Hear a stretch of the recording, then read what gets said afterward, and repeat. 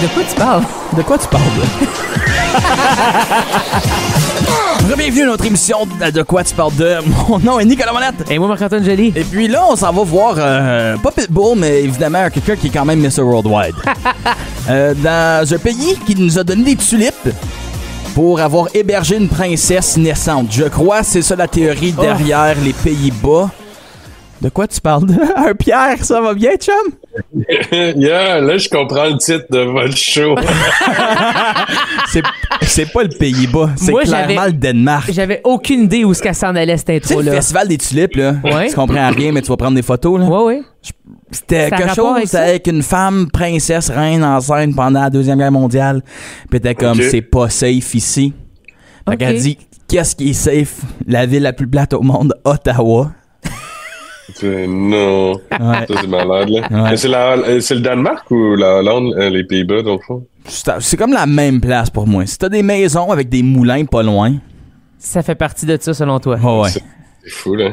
Quand Ouais, même. ben, c'est ça, j'étais à Amsterdam. Ils font les meilleurs déjeuners du monde, là. That's for sure, là. Oui? J'ai passé une semaine à manger des œufs bénédictines avec de la sauce hollandaise dessus. Genre, j'étais comme... Je pouvais pas faire autrement, you know. C'est vrai que quand on pense à Amsterdam, la première affaire qu'on pense, c'est les œufs. bénédictines. Ouais, pas rien d'autre. T'aurais pu au moins te sauver avec les vélos, tu sais. Oui, il y a ça aussi. T'as-tu fait du vélo? Ouais. Non, j'étais pas en mode expert, là. Tu sais, rendu là, les vélos,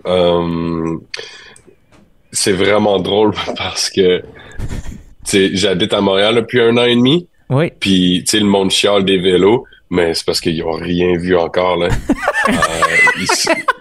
Au Montréal moins, a beaucoup à apprendre. Ah ouais, non, absolument, là. Au moins ici, les vélos s'arrêtent, là-bas. Si t'entends un ding-ding, il est trop tard. Ouais, Il ouais. est trop tard. T'es déjà dans la merde. Il te manque un bras. Non, c'est quand même drôle parce que au début, moi, c'est ma 2e année. Je suis allé en 2022 pour le même événement, pour ADE, Amsterdam Dance Event. Puis là, en retournant là, c'est comme un PTSD, genre, qui te revient, là, aussitôt. Et ça prend, genre, tu traverses la rue 2 fois sans regarder, puis après ça, ça revient, là. C'est un réflexe total. Même que on était à l'aéroport en attendant notre vol pour revenir au Canada. Puis, tu sais, les petits carts, là, pour que tu peux louer, là, pour les gens handicapés ou les vieilles personnes qui veulent pas marcher le terminus au complet, là. Ouais, ouais. Ils ont une petite cloche ding ding. Puis là, j'étais en train de prendre une bière avec Keenan, puis là, j'entends le ding ding, puis je me retourne, genre, Comme je suis il est où le rendu... basic? Il est où le basic? C'était un réflexe, là. J'étais le chien de Pavlov à 100%. Là. Je suis retourné. Tu te tournes de bord, c'est un Bixi. Oui, c'est C'est ça. vrai. Ah, ouais. Mais oui, effectivement, les vélos, c'est quelque chose, mais il y a vraiment pas beaucoup de voitures. Puis je comprends parce que surtout dans la ville en tant que telle, les routes sont petites, sont fermées une fois de temps en temps. Tu sais pas si c'est un sens unique ou non. Puis en plus des vélos, ben tu peux maintenant aussi, tu sais, toutes les petites motos là, les petites mopettes ou les scooters. Il y a pas des scooters genre il y a pas de trottinette là-bas. Non, non, Ah. c'est ça. Pas ceux-là. Mais genre ouais, des mobylettes puis tout là, et puis c'est le bordel là, ils sont sur le trottoir. T'es peut-être sur une piste cyclable ou non. Moi, c'était ça ma question. Est-ce qu'ils laissent encore des vélos? Parce que j'avais entendu dire qu'il y avait des vélos qui étaient juste comme, Libre usage, genre. oui, comme laissés là. C'est comme tu l'attaches pas, tu sais que quelqu'un va partir avec ton bike, mais t'es comme, y en a d'autres qui l'attachent pas, je vais partir avec le leur. Écoute, ça doit être un meurtre. J'ai pas osé, mais effectivement, à un moment donné, on se pose la question, genre, on peut-tu juste le prendre? C'est ça, usage réutilisable, genre, mais il y en a partout où, tu sais, pendant la semaine au complet, il y a des vélos, il y a des milliers de vélos qui bougent pas, là. Tu sais, le monde font juste des parquets là. Mais j'imagine si t'as quelqu'un, là, je sais pas. Ils doivent tous avoir des AirTags dessus ou quelque chose pour les retrouver, ou je sais pas. Ouais, je sais pas, mais en tout cas, ouais, absolument, c'est quand même quelque chose c'est quand même cool, là. Je veux dire, la ville est quand même petite. Tu sais, nous, tu peux passer à travers la ville en genre une demi-heure, 45 minutes de marche. OK. Wow. Mais là, évidemment, tu as été là-bas pas non seulement pour voir les réactions par rapport aux bicyclettes et d'autres choses leur dans choix. des stores de magasins. Exact. Tu as été là, évidemment, pour faire du réseautage pendant un festival. Puis évidemment, voir ce monde-là qui n'existe pas nécessairement dans notre quotidien, je dirais. C'était quoi pour toi de faire partie de cet événement-là pour la deuxième fois, de retourner sur évidemment, des terres que tu connais un peu mieux? J'imagine une deuxième fois, tu retournes au même festival. T'avais-tu déjà des contacts un peu, des trucs que tu savais que tu voulais faire? Ça l'a-tu solidifié des trucs? Ben, tu sais, la première fois qu'on est allé, c'est en 2022, un peu en réaction à genre, OK, on sait pas trop ce qu'on, tu sais, c'était post-pandémie, puis on a entendu parler de ça, tu sais, dans nos réseaux, on entend souvent parler de Contact Ottawa, on entend parler de tu sais, Rideau, en France, il y a le MAMA, tu sais, puis ça, c'est tout comme, pour ceux qui connaissent pas ça, des conférences où est-ce que t'as des vitrines, mais aussi t'as une section pro qui appelle, professionnel, fait que t'achètes des billets, puis là, à ce moment-là, tu peux aller dans des conférences, t'as des opportunités de réseautage, t'as des cocktails, t'as ci, t'as ça, fait à ce moment-là, t'as aussi des ateliers donnés par des beatmakers, par des par YouTube, par Spotify, par Pioneer, par YouTube aussi, puis Spotify sont là pour donner tout le monde des est là. ateliers. C'est international. Là. C'est gros. SoundCloud, la gang de SoundCloud est là aussi. Wow. Fait que tu sais, puis là ça va. Comme moi j'ai eu un atelier conférence avec la gang de Awakenings. Awakenings, c'est un des plus gros festivals techno au monde. Fait que tu sais, les deux, celui qui l'a parti puis celui qui s'en occupe présentement était là, puis ils ont parlé de comment par où que c'est parti, puis où est-ce qu'ils sont rendus maintenant, puis ils font 90 shows par année là, mais ça a commencé par exemple où est-ce que le gars dans les années 90, il allait dans des parties puis c'était tout croche, puis il y avait pas de toilette, puis genre blablabla, puis il s'est frustré de la chose, puis il s'est dit genre ben tu sais si ce monde-là sont capables de le faire, puis ils le font tout croche, moi je suis capable de le faire puis de le faire mieux. Oui. Fait que c'est quand même cool de voir que même de l'autre côté de la planète, les gros de ce monde ont tous commencé de la même façon, comme chez nous, comme ici aussi. Tu sais, moi, c'était la même chose. C'est quand j'ai commencé à faire du beat, c'était parce que j'avais fait le tour de la musique francophone électronique. Puis là, j'étais comme, ben, si les autres le font, moi, je suis capable de le faire aussi. Fait que, tu sais, ça donne quand même des bonnes idées puis tout, là. Fait que, après ça, il y avait un panel sur le grime. Je sais pas si vous connaissez ça, mais le grime, c'est un genre de musique électronique où est-ce que c'est à 140 BPM. Puis, tu sais, maintenant, c'est sur une plateforme internationale. Fait que, tu sais, il y avait P-Money qui était là, qui est comme un des pères de la chose. Puis, tu sais, c'est ça aussi qui disait où est-ce que, tu sais, nous, quand on a commencé à faire ça, c'est parce que, tu sais, c'est ça qu'on voulait faire. Ouais. Il y avait personne qui le faisait. Puis parce que avant, les Américains, c'était du rap. Tu sais, c'était vraiment hip-hop, c'était vraiment rap. Mais il y avait personne qui le faisait sur du UK Garage. Dans UK Garage, c'est de la house, mais à 140 BPM. So, habituellement, de la house, ça l'arrête à 124 BPM là, pour donner une référence.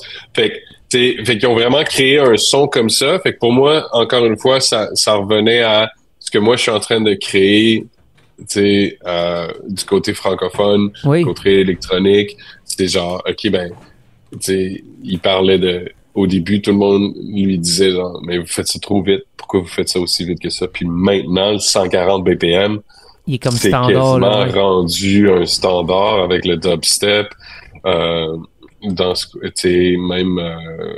Même même la drill dans le hip-hop, c'est du 140 BPM, mais ça vient tout du grime. Ces influences-là, ouais. De ces influences-là, même vestimentaires, tu sais, puis ce qu'il disait aussi, c'est que comme quand il y avait des gars, justement, tu sais, eux, ils viennent du UK, il y avait des gars de la Hollande, justement, du Netherlands, puis ils disaient, nous autres, quand on a vu ces gars-là arriver, c'était la première fois qu'on se reconnaissait dans les rappeurs. Parce que on s'habillait pas comme les Américains, nous autres, on vivait pas comme les Américains, on vivait comme des Européens, puis c'était notre accent, puis blablabla. Fait que quand ce monde-là sont arrivés avec ce genre-là, ben là, on était comme, OK, ça nous notre représente, rap, c'est notre hip-hop, tu sais. Fait qu'ils se sont appropriés ça. Pas, c'était vraiment intéressant de voir cette histoire-là. Là. C'est pas Skrillex qui est habillé comme s'il pourrait être dans Simple Plan en même temps, tu sais. Yeah, exact. Mais tu sais... C'est vrai, il y a de l'air comme il est emo. Mais tu le savais pas, man. Il y a un gros bang qui s'appelle From First to Last, dude. C'est toi qui est... Moi, c'est Bang Rack. Non, il y a un band qui était aussi populaire que lui au début. Puis la star, évidemment, là, c'est autre chose, là. Mais ouais.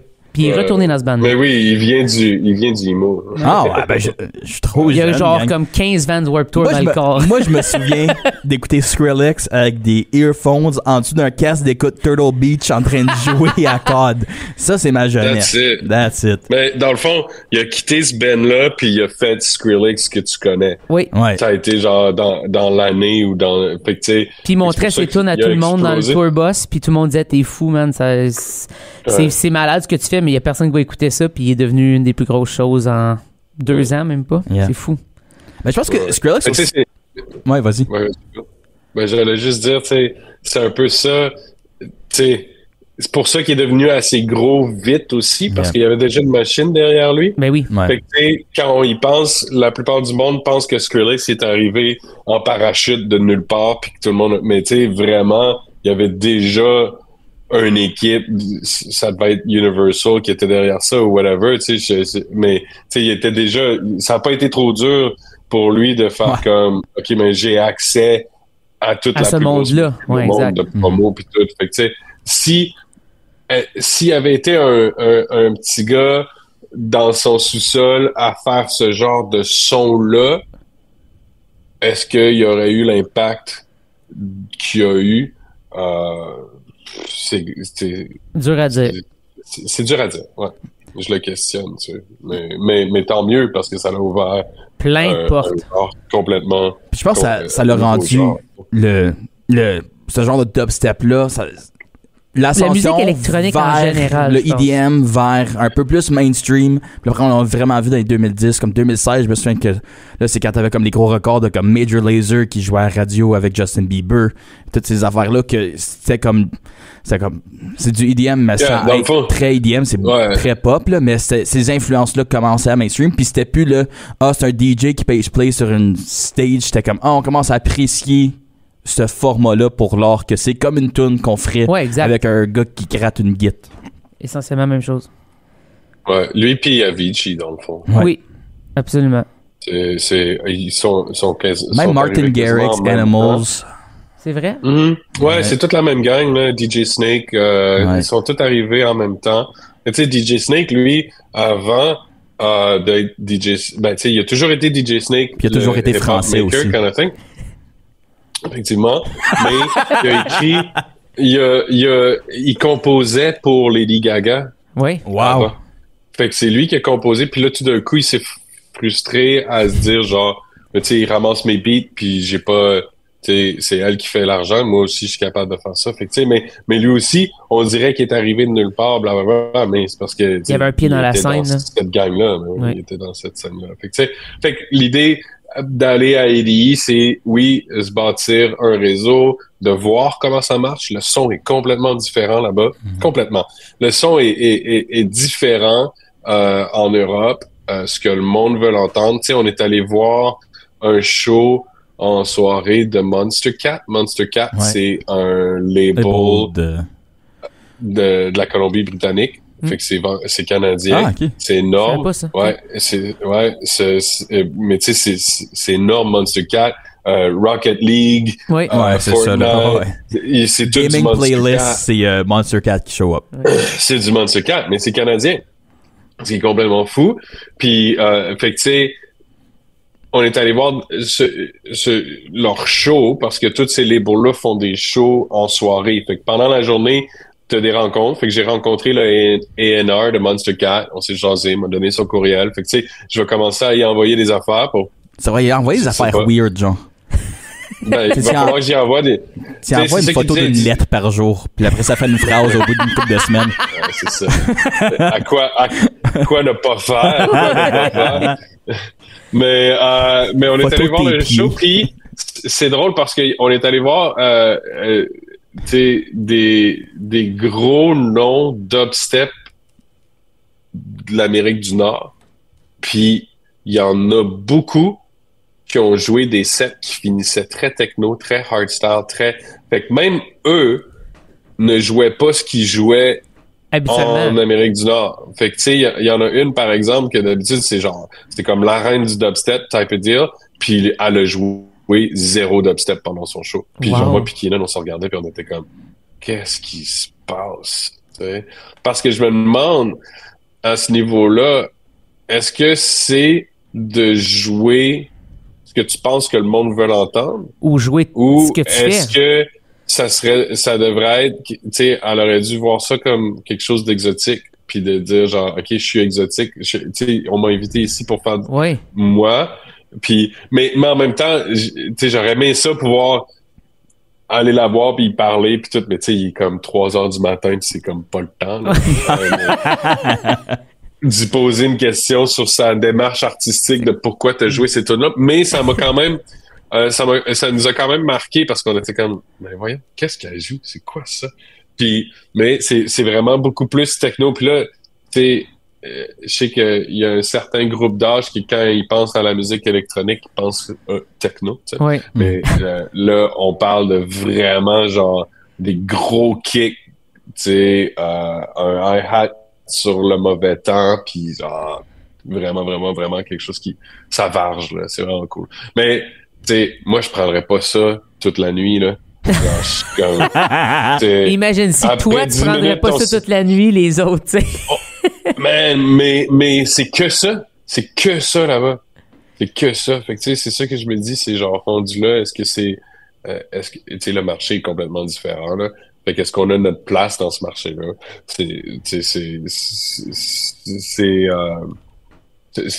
C'est des questionnements qui viennent, des réflexions qui viennent après justement avoir fait un peu de temps là-bas. Mais oui.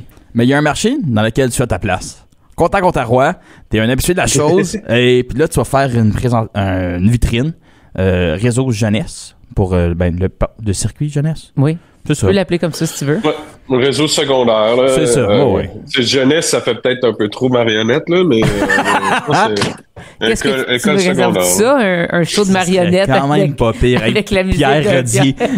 Voilà, là. Les deux Pierre. Ouais. Si seulement ça payait plus, ouais, on pourrait faire du développement. Ça serait fou, là. Un show de marionnettes, mais en même temps, là. Avec des ombres chinoises. Tu sais, des vrais, ouais. Peut-être une subvention un jour. Oui. Mais oui, avoir ça, cette vitrine-là, la première fois depuis 2018, est-ce que je me trompe? Non, effectivement. Ouais. Ben, première et dernière fois, c'était en 2018. OK. Là. Après, je n'avais eu une en 2020, mais genre... C'est ça. Ça compte à moitié. Ça compte 0, là. Tant qu'à moi... Non. Tant qu'à moi, il aurait dû juste annuler cette édition-là. Là. C'était une édition frustrante pour tout le monde. Puis après ça... Après, j'avais pas réappliqué. Mais là, tu sais, imagine, depuis 2018, j'ai genre 8 albums. Ben, ouais, tu sais, 4 albums, 2 EP, fait que ça fait 6. Ben des singles.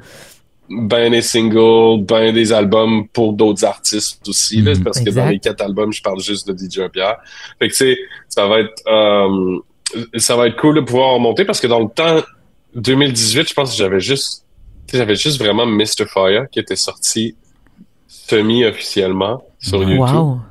Mais je m'étais quand même pointé avec 5 des chansons originales. Que des chansons originales.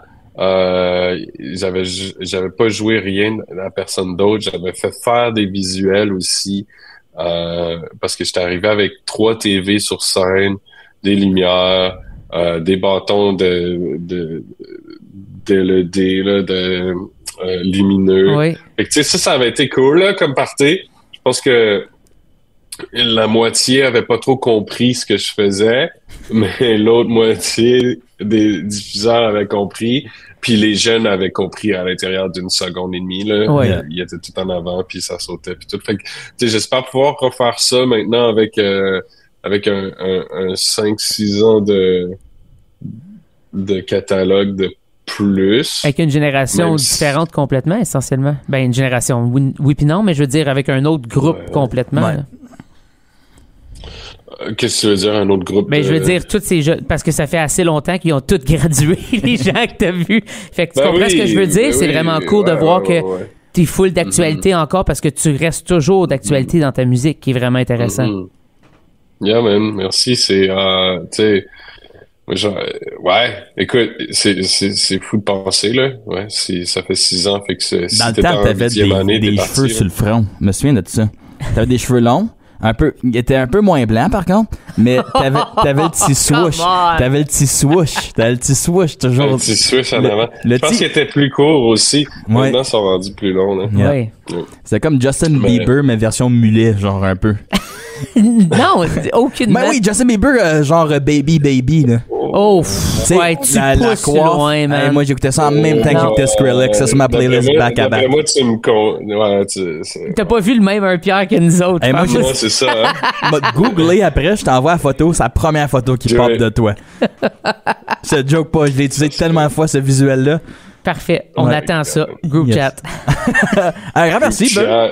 Un grand merci d'avoir été là. Bonne vitrine, évidemment, en contact, on va se voir. Fait que, on va peut-être pas être à la vitrine Ouais. parce qu'on n'est pas le public cible. Moi, je vais être à la vitrine. Je vais y aller. On a-tu Je veux le droit? voir- Ben oui, on a le droit. Parfait, on va être là d'abord. Je pense que c'est une passe média. On a le droit d'aller où on veut. Vous êtes média, vous Ouais. pouvez Ouais. faire ce que vous voulez. On va faire un Exact. show. Oui. On va être avec les kids Vous avant. viendrez, On va y vous faire viendrez marcher. faire un show. That's it. Yes. Ouais, je vais vous donner, au pire, je vous donnerai un rôle dans le show, là. OK. On est in. Donne-moi une base, plug-la pas.